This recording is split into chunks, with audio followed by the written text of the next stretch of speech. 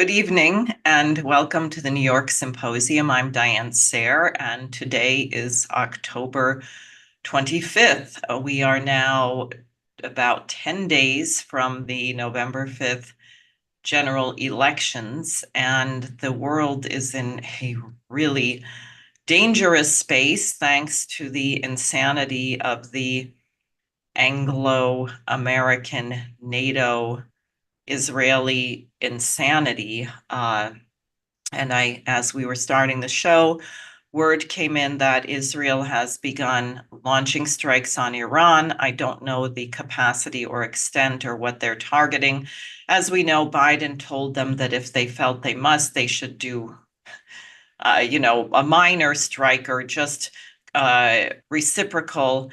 This is really outrageous. It reminds me a little bit of the humanitarian bombs we dropped on Libya, and look at what happened to that country after. Now, this is a situation that could lead to a much wider war.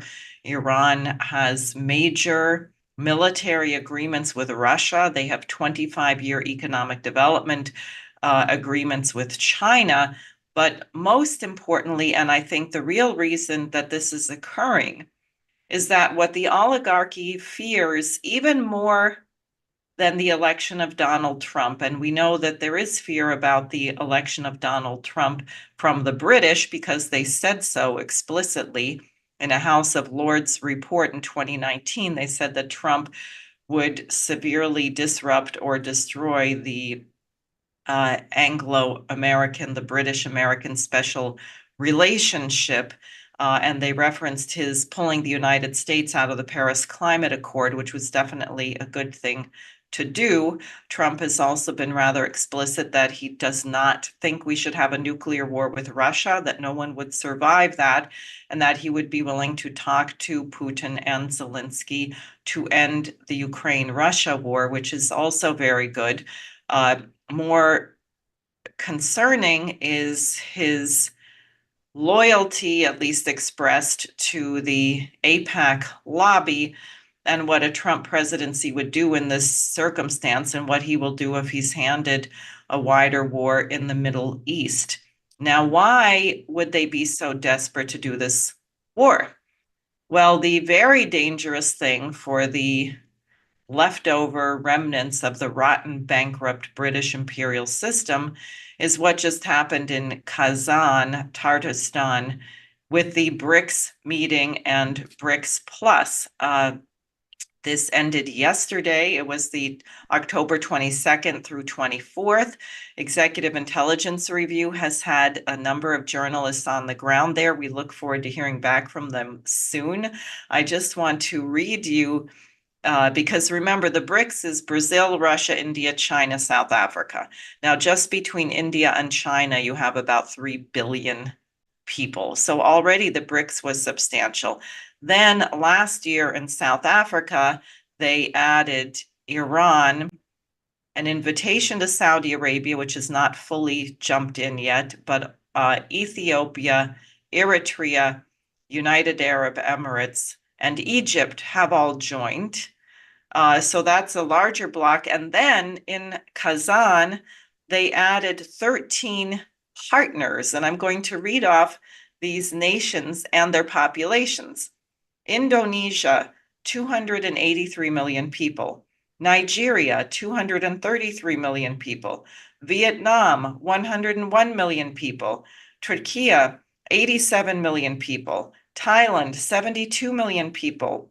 Uganda, 50 million people, Algeria, 47 million people, Uzbekistan, 36 million people, Malaysia, 36 million, Kazakhstan, 21 million, and now the Spanish-speaking members or partners, Bolivia, 12 million, Cuba, 11 million, and Belarus, 9 million. If you get your calculator and you add up all those numbers, that's more than 1 billion people. So what you now have among the BRICS, BRICS Plus, and partners of BRICS is a bloc which adds up to over 57% of the global population. And actually, I shouldn't use that word bloc. Helga Zepp-LaRouche has spoken very emphatically that we don't need blocs. We don't want blocs, but these are nations that have agreed to be partners in development and doing things for the good of the human race. So you can see the so-called West, particularly the neocons and British agents running the Joe Biden administration, the UK, NATO, throwing a fit about the success of this conference, the advancement of this conference. I'm still somewhat suspicious that the October 7th attack by Hamas on Israel was related to the fact that all these new nations had just joined the BRICS in that area. You know, if you look at a map where Egypt, Ethiopia, Eritrea, United Arab Emirates are, or not Eritrea, sorry, Ethiopia, Egypt, United Arab Emirates, and you look at Israel, Palestine, it's right in the middle of that. What better way to blow it up? And now blowing up Iran or whatever they're doing. So with that, I'm going to ask my guest, Richard Black, to join me. Richard does the work of the Schiller Institute at the United Nations. He has just been in Russia, actually, himself, and I think he may have some thoughts about the process, what's happening, and what he experienced. So why don't you go ahead, Richard? Thanks, Diane. So I just got back from Moscow. I was in Russia for about 10 days. I had the honor of being invited to give a presentation to 85 students who would come in, college students, graduate students, young diplomats from all over the world, I think 36 countries, what's called the BRICS International School. It was an intensive 3 days of presentations, and I put forward a presentation focusing on the role of fundamental principles in shaping the advancement of mankind, from the Treaty of Westphalia of 1648, the nonviolent direct action of Mohandas Gandhi, the kicking of the British out of India, the role of Lyndon LaRouche coming back from the war, coming back from seeing what he saw in India, and being a star, a shooting star in advancing a non-aligned movement going into 1955, all the way up to the present, when Helga Zepp-LaRouche has for 2 years circulated a gigantic document, short but gigantic, on 10 principles for new security and development architecture. So I was able to present in about 20 minutes an overview of where we have to take history. So that I can get back to that in a few minutes. It was, for me, a very emotional experience. Young women from Cameroon, from Yemen, from Egypt, young men from Vietnam, South Africa. It was a bright, optimistic, hungry for ideas generation. And to a certain extent, although we don't have time to talk about it now, many of the speeches given over the course of the 3 days were boring, very boring. So there was a big contrast in my mind between the complete hunger for thinking upon this generation who came from all over the world. There was, I guess, 300 applications to come into Moscow for this 3-day school. They chose 85. There were young professors there from South Africa, Brazil. I made many, many, many friends, many, many contacts. So this was one of the 200 pre-meetings going into Kazan. What I can say about what was accomplished this week, I think it is encapsulated by what President Putin said in his introductory remarks. He said, we have assumed responsibility for the future of the world, not just in word, but in deed. So think of that. The head of Russia, one of the leaders of the BRICS, with all of the expansion that Diane described, and quite simply, clearly, calmly, President Putin said, we have assumed responsibility for the future of the world. And this is what has the Anglo sphere completely freaked out. It's a different way of thinking. And I was struck by what the Kremlin spokesman Pet, what's his name, Diane? Um, anyway, the Kremlin speaker, Peskov, he said, this is a new way of thinking. This is not a bloc. This is an association of nations who think the same way about the future, about development, about human advancement, and who think first about the interests of the other rather than only their own interests. A key principle taken from a long time ago, the 1648 Treaty of Westphalia. So what you Helga Zepp-LaRouche in many of her interviews in the last year has emphasized, I hope what I see in Kazan will be a commitment to create a new paradigm of international relations based upon a very controversial axiom that mankind is good and is able of perfecting the beauty of his soul, the power of his mind. And if you proceed from that fundamental truth about humanity, then all things become possible, which prior to that were impossible. And so I think what was accomplished in Kazan was a shift in the direction of humanity as a whole. And this is what I saw in the course of both public meetings where I spoke and many private meetings that I was able to have. Great. One other thing I wanted to add is, of course, China and India.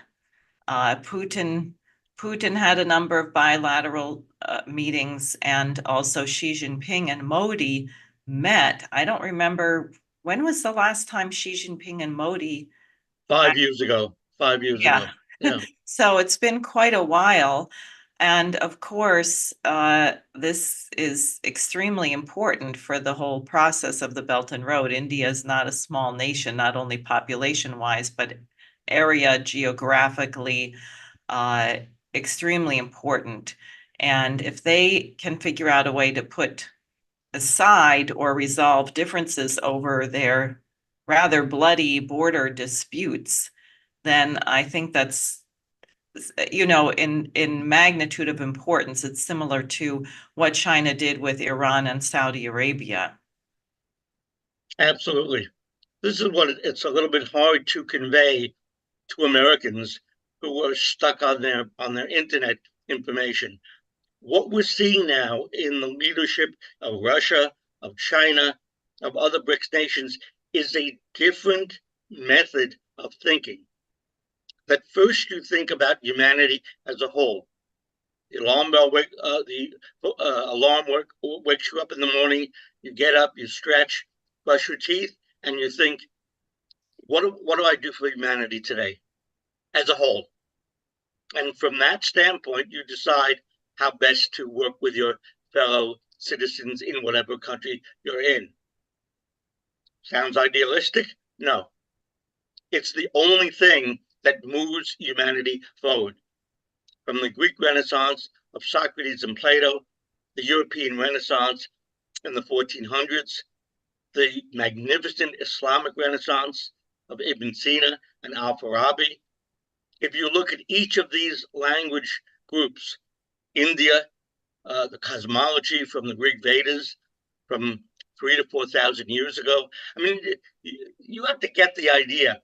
You talk to Chinese leaders, and they say, "Well, let me remind you, we're a civilization which is 5,000 years old." So we think of things differently than a young nation like the United States. You talk to Indians, it's the same thing. Their philosophy of the birth of the universe, their philosophy of the nature of virtue goes back 4,000 years. So when you have giant civilizations like China, which is not Christian, but it's Buddhist, Taoist, Confucian, when you have a giant civilization like China, a giant civilization like India, these nations think 5,000 years back. So how does that make them look forward? Well, when China talks about where China's going to be in 25 years, that's nothing. That's a flash. It's a completely different way of thinking. Not easy to get across to Westerners who are so focused on, the interest rate in the next quarter, whether they're going to get laid off, whether they have enough to eat, whether their child is going to be sexually abused in school. So what the Anglosphere is terrified of, as Diane described, is the majority of the human race is moving on a different set of principles. Ironically, the principles which were used by geniuses like Cotton Mather, Dr. Benjamin Franklin, Alexander Hamilton, that genius George Washington, the same conception of man. Man is good and is free to advance the good. Exactly. And that is something that's very hard for Americans to conceive of. I can tell you, in the last days, as the campaign nears the election day, nears its conclusion in this form, I'm not going to say its conclusion because obviously we're going to keep fighting for these objectives in whatever form it is.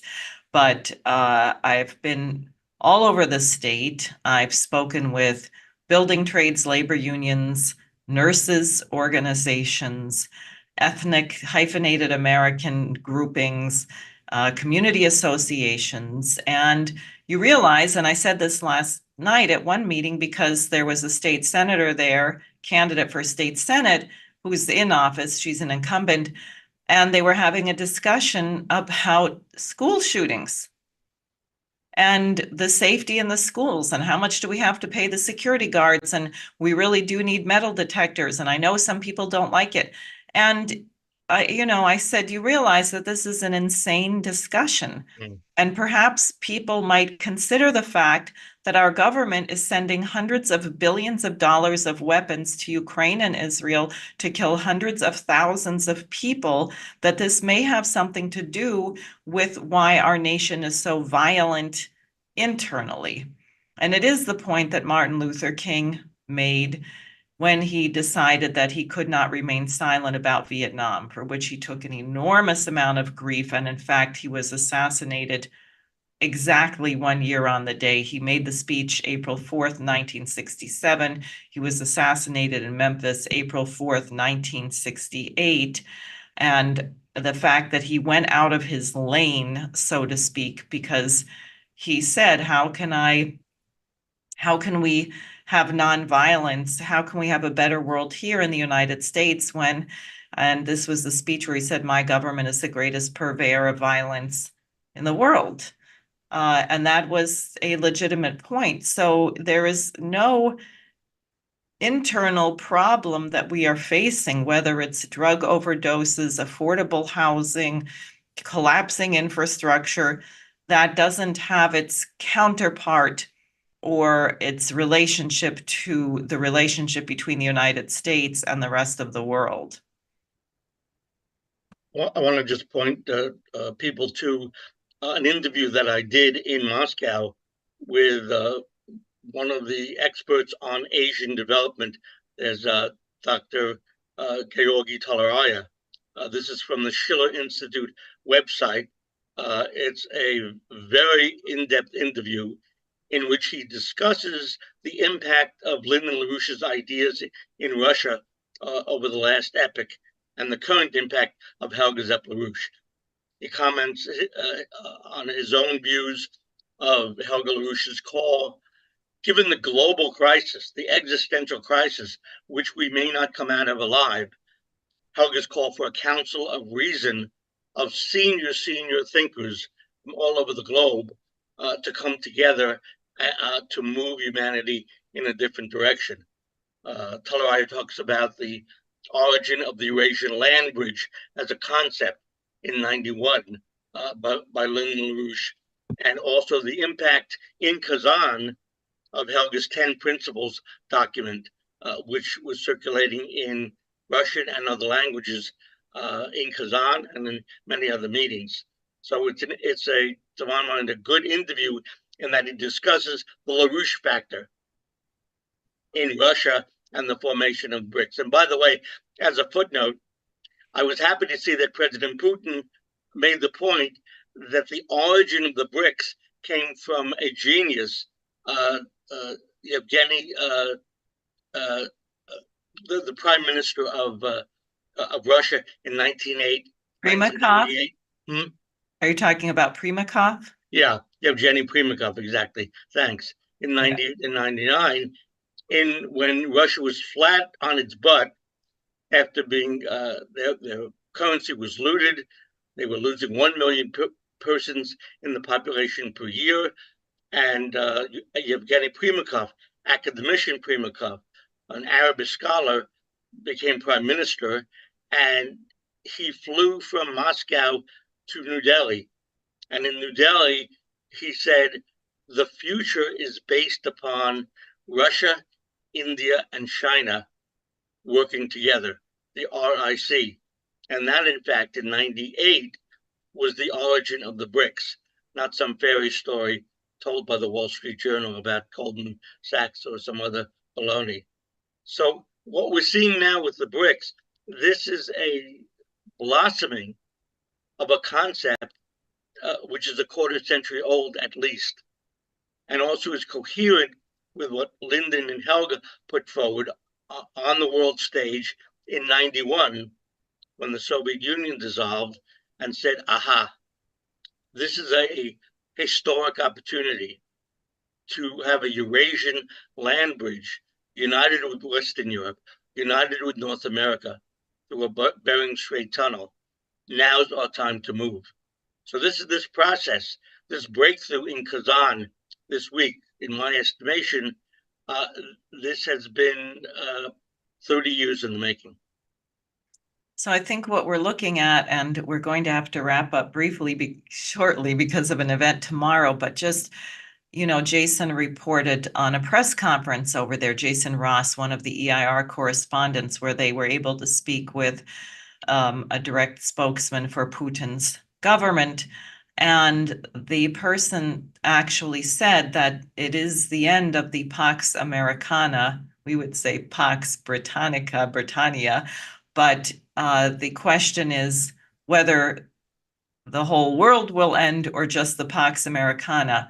And I think that's really the question. And it's the question for Americans to demand that our government change. Our government is the muscle. I have to say, we are not the brains. You look at these feeble-minded, the president we have, the really delusional, pompous idiots.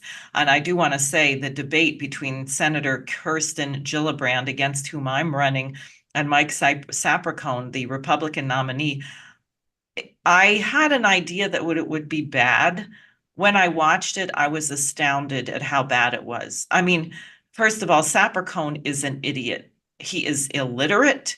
He's been to Israel many times, but I'm not sure if he could find it on a map. When he was asked at the debate about whether the Lebanese refugees should be allowed, and he said, no, we already have too many terrorists. And then he said, and we shouldn't take the Palestinians. We shouldn't take the Palestinians either. Now, I don't know if he's conflating Palestinian with Philistine, or he doesn't know how to say the word Palestinian. And then and both of them were asked, and I hold them responsible. She's in the US Senate for why Israel thinks they can get away with these strikes on Iran right now. And, this may end up being the end of Israel. I don't know how that will play out, but I can't imagine everyone's going to sit there and allow this to occur. So just like Zelensky being an ally of the Biden administration is not generally good for your country. And I think that's what the Israelis may learn. Being allies of the United States is not helping them any, and being a tool to carry out a global hegemony plan for a bankrupt, morally degraded bunch of fools is not a plan. So this blob is not going to last. The question is, how many people do we take down with us, and it is for the American people to demand a change.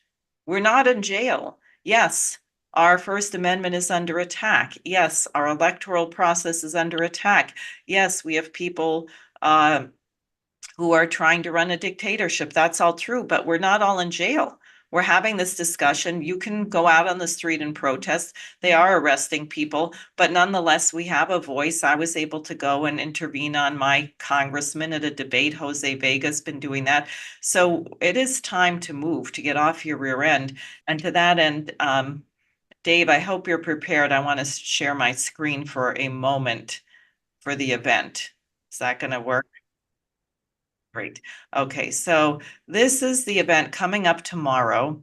It is too late to get tickets to come in person, but it will be live streamed on my YouTube channel. You will be able to find a link on the website. It's called the Vega Sayre Peace Fund. You can see it up here, probably vegasayrepeacefund.org, and you can get a link to watch it on the live stream. It's at 2 p.m. tomorrow, and the speakers are quite wonderful. Myself and Jose, of course, Colonel Lawrence Wilkerson, Helga Zepp-LaRouche, Ray McGovern, Scott Ritter, Dennis Fritz, Jimmy Dore, Garland Nixon, Russ Dobular, Angela McCardle, Keaton Weiss, and I will say that and the thing that will make this really cohesive and work is music. My campaign has created a chorus, which will be singing throughout the event, in between the speeches. There will also be a brass quintet. For those of you who haven't been at rallies where I've played the trombone, I will be playing the trombone there, a string quartet, and also music from around the world, from Iran, from South Africa, from Finland, Sweden, Albania, a poem from Palestinian poets, two poems actually, a Jewish song for, in a sense, brotherhood, peace, and the African American spirituals. So hopefully, the combination of the strategic reality that these retired military and intelligence experts are going to bring to bear will be tempered by the music in such a way that we can fully absorb what they are saying, but not be too paralyzed to act. And I would urge everybody to tune in at 2 o'clock tomorrow online, and also donate to the Vega Sayre Peace Fund. So that's what I have. Richard, I would like to thank you very much. Do you have any last words in closing you'd like to share? Just I want to convey the tremendous excitement about LaRouche's ideas, that the way in which I was received at this brick school for 3 days. Day after day, I was mobbed by groups of young people. Explain this, explain that. What did you mean about this? What do you mean about that? Maybe we can end on quickly showing three photos that I sent to Dave that convey a little bit of the excitement. This is on day one, panel one. I gave my presentation. Next to me is Professor Talaraya, who moderated that panel. Then let's see. I think we have two more pictures. Yeah, okay. This was the man with the gray hair in the center sitting on the floor is Deputy Foreign Minister Ryabkov. On the second day he came, he gave a very tough briefing on the strategic dangers and the opportunities of BRICS to these 85 students from around the world. And then at the end said, okay, let's take a picture. So he popped himself down on the stage, and all the youth gathered around. That's Professor Talaraya and myself on the back row. This was quite something. Gave a half-hour short talk, and then took maybe 45 minutes of every single question that every young person had. It was quite effective. And then I think there's one last photo. Oh yeah, this is me with the delegation of young people from Vietnam and other friends. I think I probably was in about 50 selfies while I was there. People were excited, to have a photo with the American, with the Schiller Institute guy. So that's what I have. Great. Well, thanks very much. Thank Uh, you.